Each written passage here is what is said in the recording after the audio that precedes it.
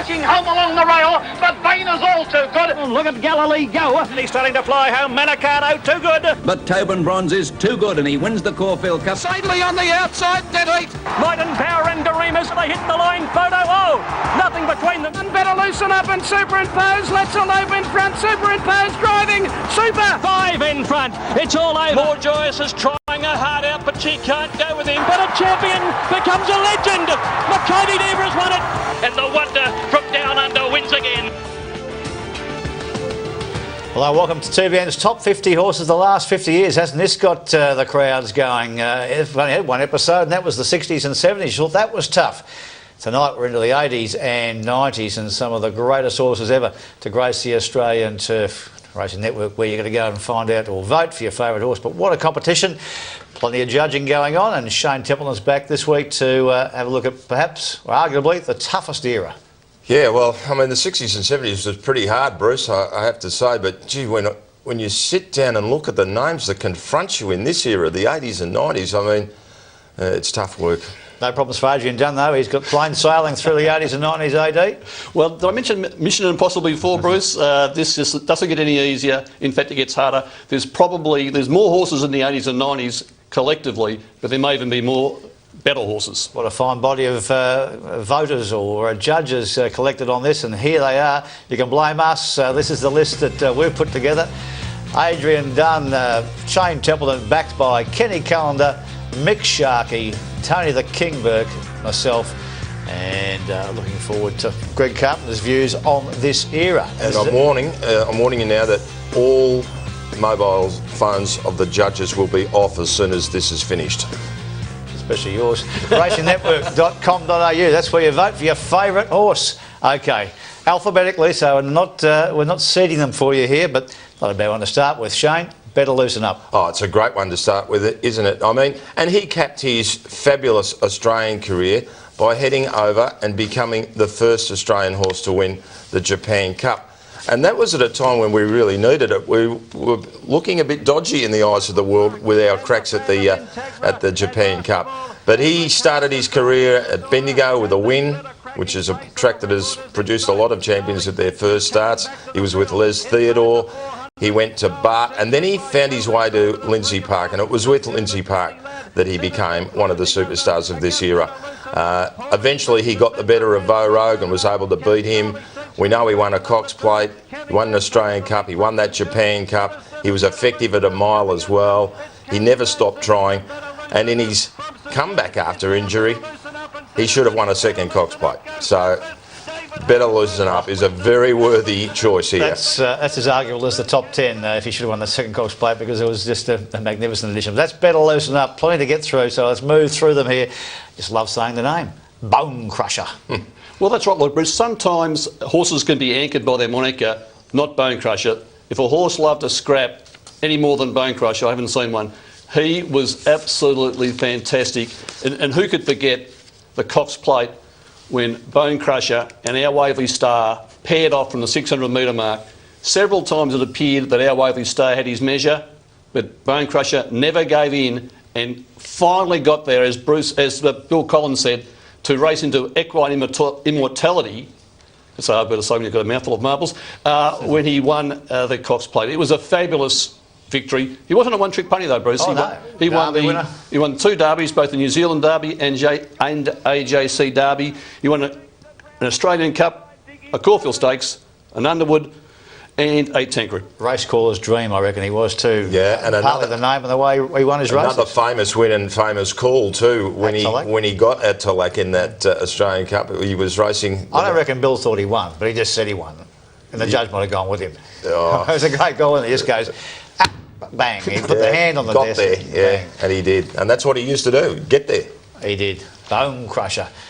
From Berrigan to the top 50 horses in the last 50 years. That's Campaign King, Shane. Well, who'd have thought that day I watched this horse win a 2-year-old race at Berrigan, he didn't start his career at Bendigo, at Berrigan, that we'd be discussing this horse in this illustrious company. But he certainly deserves to be there. He eventually went to Bart Cummings, so probably an even split there with Les and Bart. But he was one of those sprinters who at the end of either 1200, 14 or 1600 metres, he had an extraordinary burst of speed. He was a really good sprinter miler, and he certainly deserves his spot here. He won 23 races. He was a very good galloper, Campaign King. And he was tough too, wasn't he, AD? He just loved a scrap. Yeah, he sure did, and he was a winner. That was the key to Campaign. And he had that big baldy face. People loved him, Campaign King.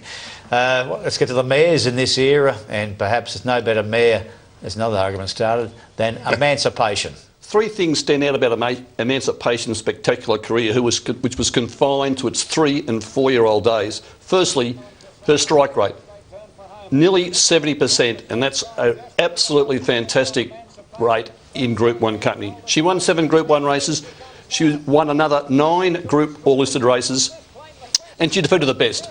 She defeated Manicato in the George Rider, she defeated Sir Dapper in the George Rider, and all aged. She won a Doncaster, Bruce, carrying 54.5 kilos, and to put that in perspective, Sunline, when she won the Doncaster as a 3-year-old, won it with 52 kilos. She won over 1750 metres at the Hill Stakes, failed at both her starts beyond that in the Caulfield Stakes and Cox Plate. But here's a stat for you. From 1200 to 1600 metres, she was 16 from 21. Star, no, absolute star, Emancipation. Well, this is not preempting the outcome of this competition, but one would suggest Kingston Town will be either number 1, 2, 3, and I'll probably stop there. Kingston Town, and to give us the spool if you need to, Shane. Yeah, we go from a daughter of Bletchingley to the most famous son of that famous sire, Kingston Town. Well, he was just a machine. 30 from 41 wins, 1200 metres up to 3200 metres. Is the first horse to win 3 Cox Plates. Who knows if it'll ever happen again. He had a devastating burst of speed. He used to break course records, which I love. He could do it Sydney way, Melbourne way, at all distances. I don't really think I need to say too much more about Kingston Town. His record is there for itself. Most people saw him and saw him do it, and we don't want to preempt too much, but I'm sure he'll be in the top. Question mark. You think he'll be weighing in, Shane? I reckon he will be. Let's like, well, sticking with the mares for you, AD, and a great mare she was. There's a bit of Haley's comment about Let's Elope. She was only raced in Australia for 13 months, but during that time, she put together a streak that takes some beating. She won 7 in a row, and the key thing about that was they were all at Group 1 level. She was a Caulfield Cup winner. She backed it up to win the Melbourne Cup. She became the first mare in 50 years to do that, Bruce. She won the Melbourne Cup by 3 lengths. You know, that she just didn't fall in. She absolutely brained them. She won an Australian Cup by 5 lengths. And she also beat Better Loosen Up in a match race at Caulfield before she headed overseas. And overseas, she was first past the post in the Beverly D, a Grade 1 race, but somehow lost on protest. Robbed. Perhaps that's not a bad summation. She won 2 more races over there, but she was a very, very good mare. Absolutely. Let's Elope. That's the Melbourne Cup victory. Well, just on career performances, the versatility of Mahogany is unquestioned. Shane, what a horse he was, Mahogany. Yeah, now here's a good horse to talk about. Now, you're talking about a 3-year-old who always looked like a sprinter miler, but he stepped out to the Derby distance, 2,500 metres at Flemington, and he won the Derby by an ever-increasing 5 or 6 lengths. He just kept going further in front. And amazingly, after that, became better known as a sprinter. But in between that, he then had this unusual crack at the Cox Plate when Lloyd and Lee decided to keep him as fresh as they could but still get him fit enough to run 2,040 metres. So he was second up into a Cox Plate, something I've never seen before and never will again. And it took Octagonal to run him down in a magnificent finish. And then he was able to just be set for 1,000-metre lightnings, and he was virtually unbeatable in them. He was a really gifted, versatile, excellent horse. How are we going in this era? Because the next one we're going to talk about is Might and Power, and I'm sure he's right up there too, AD. Has there ever been a better, more dominant Caulfield Cup win than Might and Power? Won by 7.5 lengths, set a track record, and just blew everyone away. He then copped a 3.5 kg penalty for the Melbourne Cup, and he won that, and he showed plenty of fight here because it appeared a couple of times that the Remus had his measure, but one thing that Maiden Pao did was he just knew how to win. He came back 12 months later, Bruce, to win the Cox Plate, where he joined Rising Fast, a Hall of Famer, as the only horse to win a Caulfield Cup, a Cox Plate and a Melbourne Cup.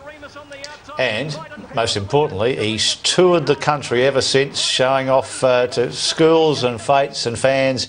He's been a great advertisement for racing and for Nick Moratis. Yeah, and I never thought I would ever see a horse lead all the way to win the big three. The Cox Plate, the Caulfield Cup and Melbourne Cup. He did it, and he did it because he's the first horse also that we was charted who could run 5 sub-12 seconds, 200 metres in a row.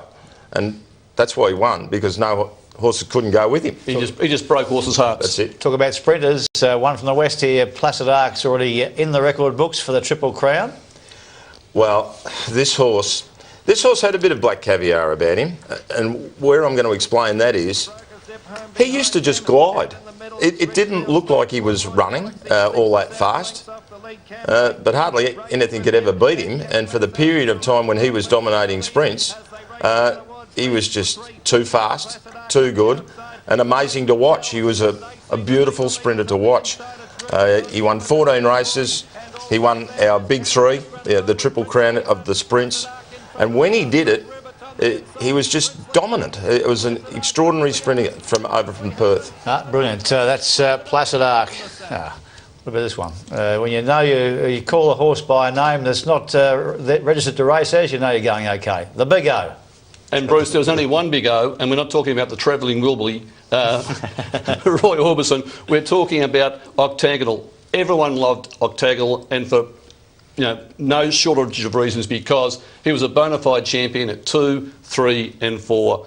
He won 10 Group 1 races, stretching from the AJC size Prodigious to 2 Mercedes Classics, which these days are called the BMW. He won the Cox Plate as a 3-year-old, defeating Mahogany, who we've already spoken about, Jearn, a Melbourne Cup winner, and Dane Wynn. There was just nothing that Octagonal couldn't do. During his 3-year-old career, he won 7 of his 11 starts, 5 were at Group 1 level. Came out as a 4-year-old, Bruce, to win the Chipping Norton, Australian Cup, Mercedes Classic.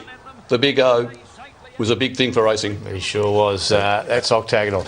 A break. Believe it or not, we're only halfway through this era, and we've got plenty of stars to come.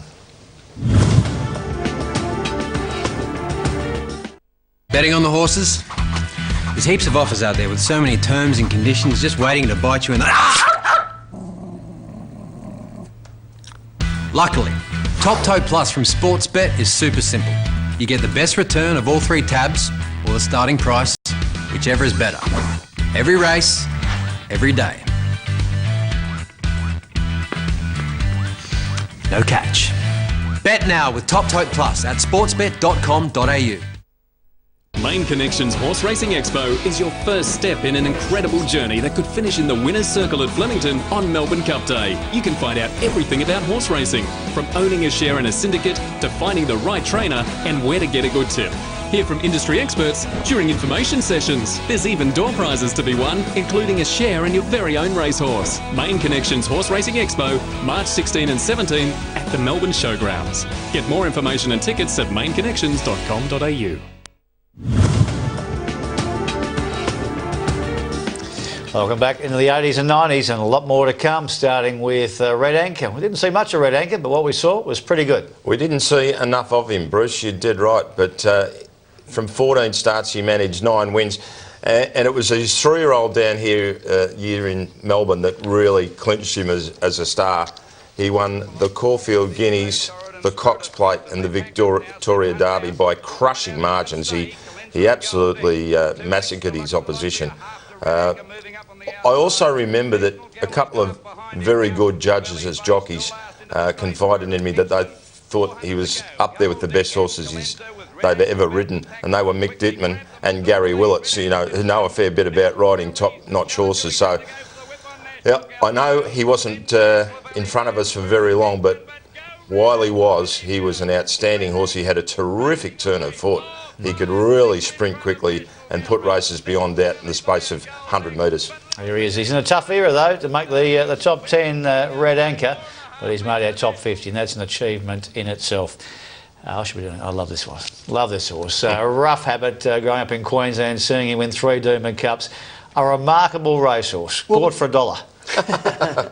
Well, look, he was, Bruce. Look, he just kept on going and going and going. And for sheer sustained excellence, rough habits as good as he gets. Here's a stat, another stat for you. 62 starts at Group or listed company. He was in the money no less than 33%. Look, and he won from 1,200 to 2,400 metres. One day he carried 71.5 kilos to win over 1,200 metres at New Plymouth. Now, admittedly, the form at New Plymouth might not be that good, but he still did it. He carried 63.5 for a listed race win at Caulfield. Yeah. And he won 3 Doomben Cups, that you mentioned. He also won 2 Stradbrokes, and the last one he carried 58.5 kilos, and I think came from the outside barrier.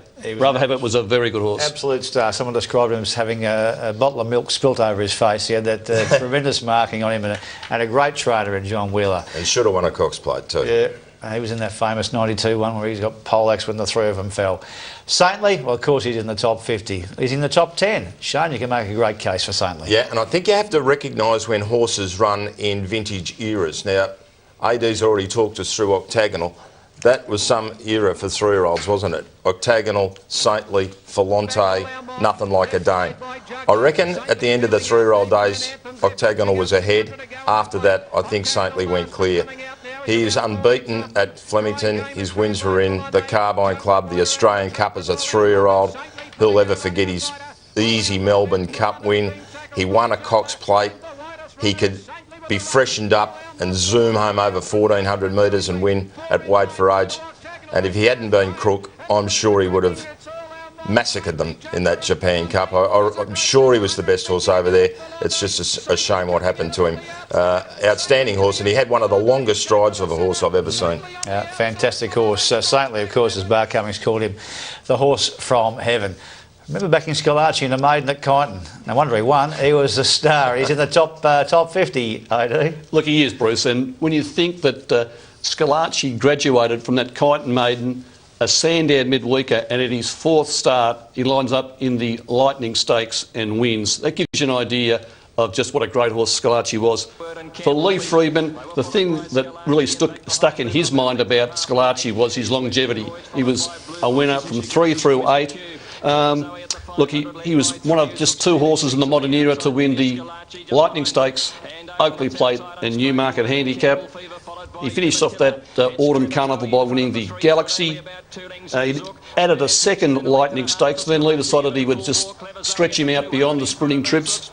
Ended up winning 2 Futurity Stakes and a George Rider. 16 wins from 36 starts. Tells you that Scalacci deserves his place in the top 50. He's a great warrior for the Freedmans. He was magnificently handled by them. He overcame injury. He was a popular horse, partly because he was grey, but mostly because he was good. Oh, he was very, very good. He's a really great sprinter, and you saw in that race he had to change course 4 times and still won drawing away. Yeah, Scalacci, tremendous. Now, would you call him a sprinter or would you call him more versatile? He's Shaftesbury Avenue, Shane. Call him a star, that's what I call him, Shaftesbury Avenue. He's probably one of the most underrated horses, not only of this era, but of any. He was sort of the precursor to Saintly in many ways. He won 13 of 28, but get this, he was able to be freshened up and win a Lightning Stakes. He could win a Newmarket, so there's 1,000 and 1,200. He could carry weight and win any mile race you put him in. And he was very unlucky in a Japan Cup at 2,400 metres. So here you've got a horse who competed at the highest level from 1,000 to 2,400 metres. He was a very good galloper, Shaftesbury Avenue. Where would you have him, AD? Is he up there? He's there somewhere, but I'm just not quite sure if he's knocking on the door of the top 10. Yeah, I'm surprised in this era if he gets there, but he compiled a fantastic record, didn't he?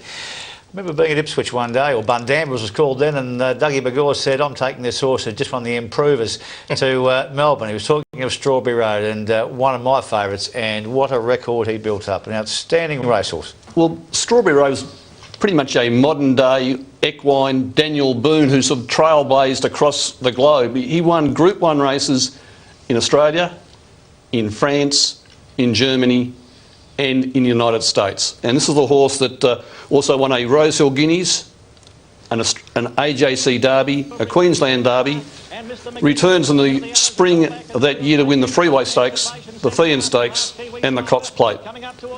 And then with Brent Thompson in the saddle, he bobs up in Germany and he wins the Grosser von Baden, finishes a brave 5th in the Arc. Brave? Singo's still trying to get the riding feet back off Greville Starkey. It was the greatest slaughter you've ever seen. It was a magnificent diplomatic brave.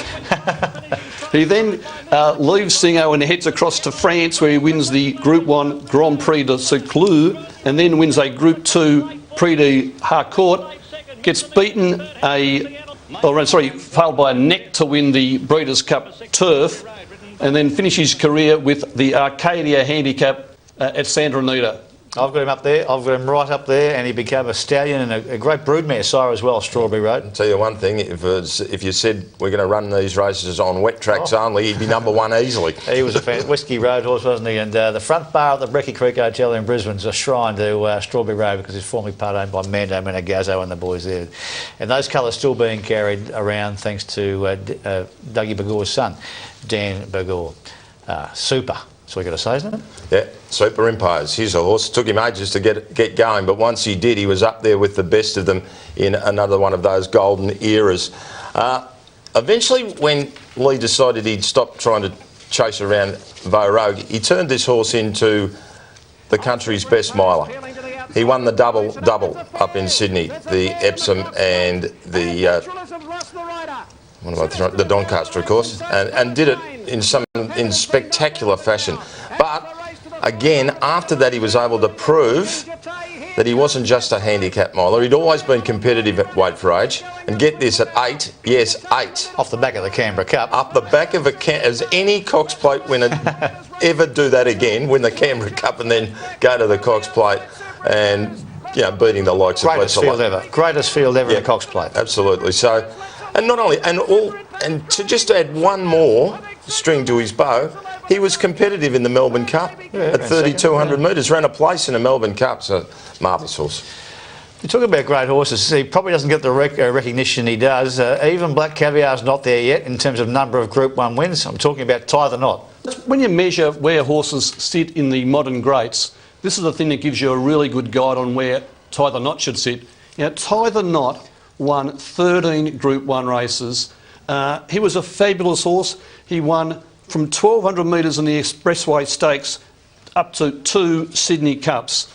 He also holds the record of 4 successive Chipping Nortons, and that's the most by a horse at Group 1 level. We clarify that because when Manicato won the Freeway Stakes, they were at Group 2 level. So that's a feather in Tie the Knot's record that he had those 4 Chipping Norton Stakes from 1999 to 2002.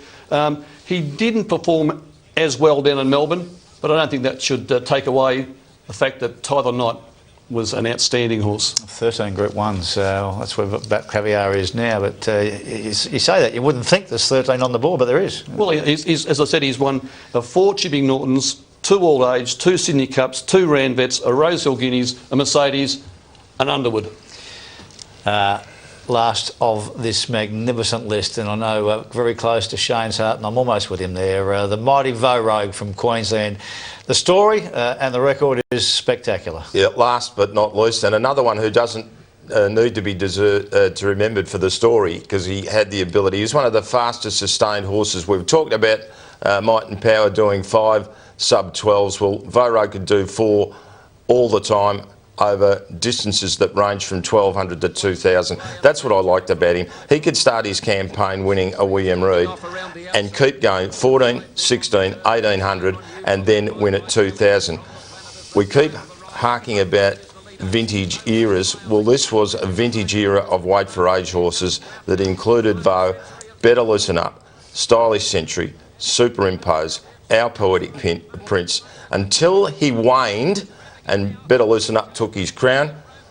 Vo was the best of them, and that's why he certainly deserves his place in this list. He was an outstanding galloper. Well, we show there a Sydney win, the only one that he had there, George Main, but those Australian Cups when he was on song were unbelievable. Well, that last one, the final one, just If you haven't seen it, get a look at the field and see who's trying to catch him in vain. One of the most remarkable things was about Vera that none of his 11 Group 1 wins were in his home state. No, we didn't have too many up there in those days. He wanted to travel, Vic. Didn't wear many shoes, wore thongs in track work. Cyril Small, he's still going around, but he remains one of the most popular horses we've seen. Wow, what a list. Have a look at that. Any of those, you'd be happy to say, is deserving of a top 10 status in this controversial competition, perhaps. The top 50 the past 50 years. I reckon a fair slab of those will make the top 10. Who's top 5? Well, this you can vote for yourself first. racingnetwork.com.au. Vote for your favourite. Good luck there, narrowing it down to 1. Close. Greg Carpenter's been able to get it down to 5, and here's Greg's 5. It might be able to help you with your thoughts. My 5th selection for the 80s and 90s, perhaps a little bit left field, Mahogany, a horse whose injuries restricted him from perhaps being one of the greatest of all times. He won a Sire's Produce as a 2-year-old, and then as a 3-year-old won both the Caulfield and Australian Guineas, the VRC and the AJC Derby. He won the Lightning Stakes twice, and also the Endeavour Stakes, now called the TJ Smith in Sydney. Mahogany, one of the greatest, he could have been even greater had injury not restricted his training. Number 4 in the 80s and 90s for me is the horse from Queensland, Strawberry Road. He won the Rosehill Guineas, the AJC Derby, and then went back to his home state to finish his 3-year-old season with a victory in the Queensland Derby. But it was overseas where we saw the true greatness of Strawberry Road. He won Group 1 races in France, in Germany, and went to America, where he also won a Group 1 race, as well as finishing 2nd in the Breeders' Cup. A great ambassador for Australia overseas, Strawberry Road is my number 4 for the 80s and 90s. Number 3 for me is the great Might and Power. What a tremendous spring he had as a 4-year-old. He won the Caulfield Cup by 7 lengths, running one of the fastest times ever recorded at Caulfield, over 2,400 metres, and then defied a 3.5 kilogram penalty to blouse out De Remus in that year's Melbourne Cup. And his victory in the Cox Plate goes down as one of the greatest ever recorded in our Weight for Age Championship. Might and Power, one of the greats of Australian racing. For me, number 3 in the 80s and 90s. Number 2 for me in the 80s and 90s is Better Loosen Up, a rags to riches story. Beaten in a Bendigo maiden in his first start, his first group win was as a 4-year-old, where he won the Emirates Mile before Colin Hayes took him to Perth, and he won both the Winfield Classic and also the Railway Stakes. But certainly when he was taken to Japan, he became the first Australian horse to win that great race over 2,400 metres in Tokyo. He returned the following autumn to win the Australian Cup in devastating fashion. Unfortunately, injury prevented us from seeing much of his greatness from there on. But for me, Better Loosen Up deserves to be number 2 in the 80s and 90s. My number 1 selection for the 80s and 90s must be the champion, Kingston Town. He dominated the 3-year-old season, finishing it off with 8 consecutive victories, including the AJC Derby, the Sydney Cup against older horses, and then off to Queensland to win the Queensland Derby. For the next 3 years, he dominated weight for age racing, both in Sydney and in Melbourne, including 3 memorable, magnificent wins in the Cox Plate. From there on to Flemington for that elusive victory in the Melbourne Cup. Carrying a huge weight, only the mighty stayer Gurner's Lane separated Kingston Town and that Melbourne Cup trophy. And what a pleasure it was for me to be at Ascot to see Kingston Town's last ever race start, where he came from well back to win the Fruit and Veg, or Winfield Stakes as it was known then. For me, Kingston Town, the greatest we've seen in the 80s and 90s. That's Greg Carpenter. I think there's no surprise that Greg goes number 1 in the King. No, he's entitled to it, yes. It depends now where the King ends up in the top 10. And of course, that's it for Adrian and I. We're out. No, I'm still here. You're still keep going. You're in the draft show. Well, that's right, I'm gone. Don't forget the Racing Network. That's where you can vote and discuss it at the pub, the club, the bar, or at work. racingnetwork.com.au. Next week, we're into the new millennium. Flashing home along the rail, but Vaina's all too good. Oh, look at Galilee go. He's starting to fly home. Manicardo too good. But Tobin Bronze is too good and he wins the Caulfield Cup. Sadly on the outside, dead heat. Might and Power and De Remus, they hit the line. Photo, oh, nothing between them. And Better Loosen Up and Superimpose. Let's Elope in front. Superimpose driving. Super. 5 in front. It's all over. More Joyous is trying her heart out, but she can't go with him. But a champion becomes a legend. Mahogany has won it. And the wonder from down under wins again.